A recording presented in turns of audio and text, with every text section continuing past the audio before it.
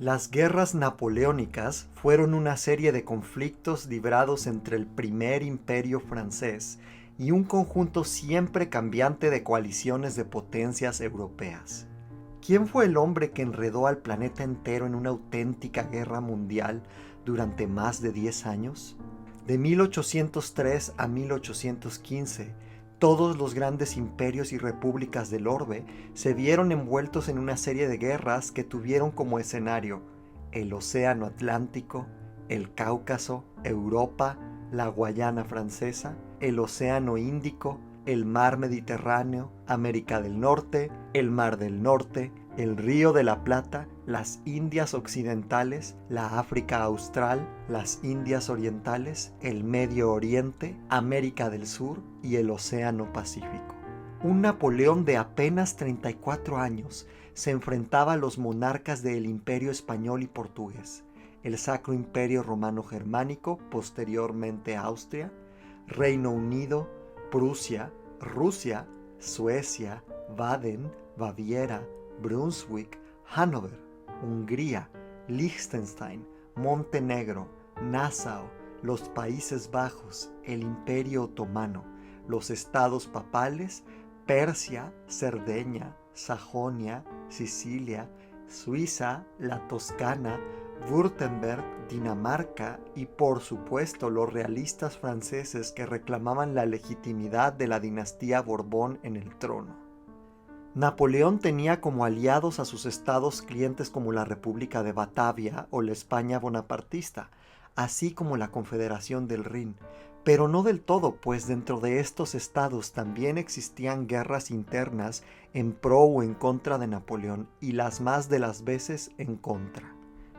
Solo en algunos momentos de las guerras napoleónicas, potencias como Austria, Persia, el Imperio Otomano, Prusia, Rusia, el Reino de Dinamarca, Noruega y España se aliaron a él temporalmente, aunque muchos de ellos lo hicieron por miedo o simplemente por estrategia, para ganar tiempo y poder minar su monstruoso imperio en imparable expansión desde dentro.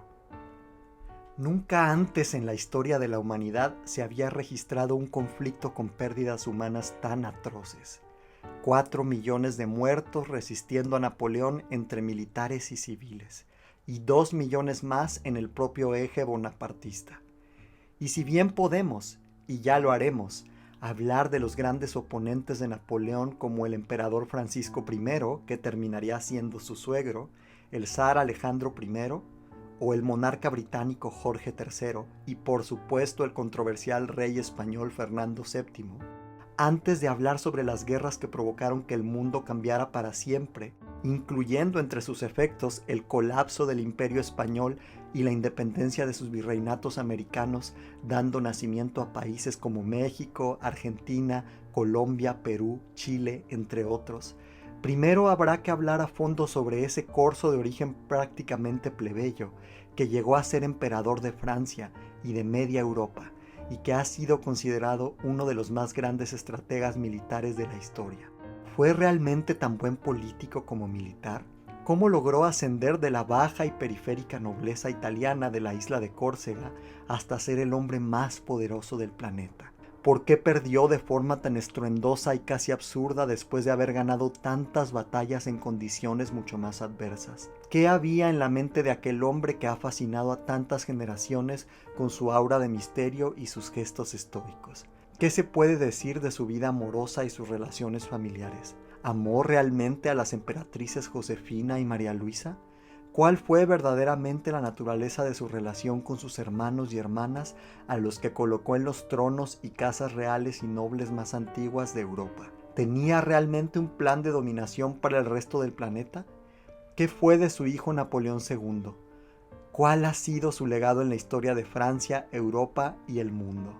¿Qué fue de sus parientes y descendientes y la casa de Bonaparte? En esta serie de videos exploraremos el mito napoleónico, la leyenda alrededor del gran Napoleón Bonaparte, y hablaremos no solo del emperador o el militar, sino del hombre. Napoleón nació un 15 de agosto de 1769 en Ajaccio, en Córcega, en una familia de origen italiano. Sus ancestros paternos, los Buonaparte, descendían de la pequeña nobleza toscana y habían emigrado a la isla en el siglo XVI, mientras su familia materna, los Ramolino, descendían también de la nobleza genovesa. Sus padres fueron Carlo María Bonaparte y Letizia Ramolino, que mantenían una casa señorial que aún existe como museo. Napoleón era el cuarto hijo y el tercer varón, aunque para el momento de su nacimiento sus hermanos, el primer Napoleone y María Ana, ya habían fallecido a temprana edad. Un año antes que él había nacido su hermano José.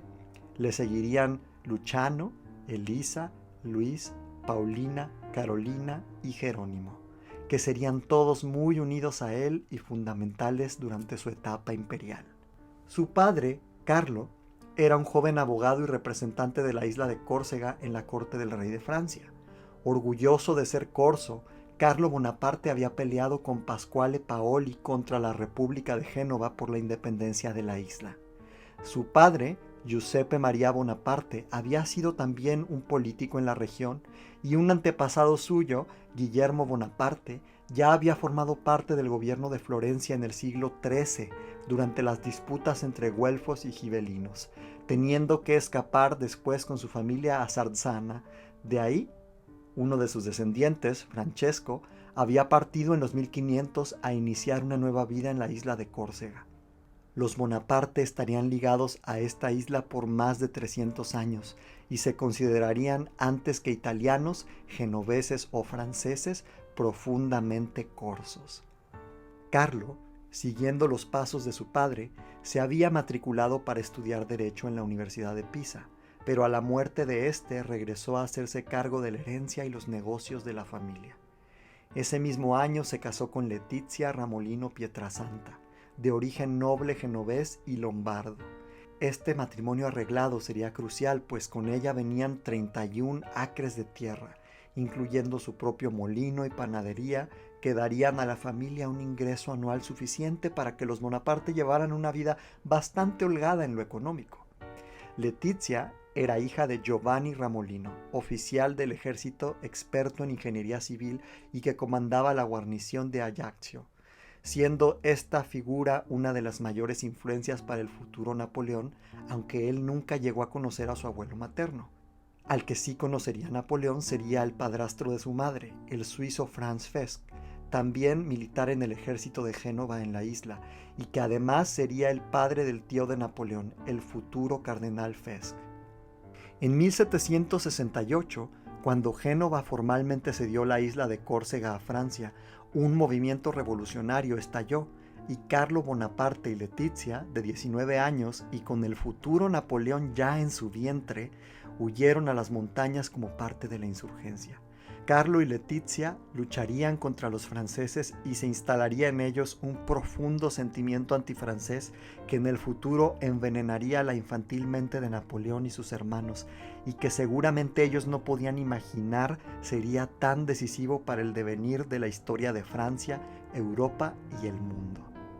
El 15 de agosto de 1769, día de la Asunción, estando en misa, Letizia rompió fuente e inició labores de parto.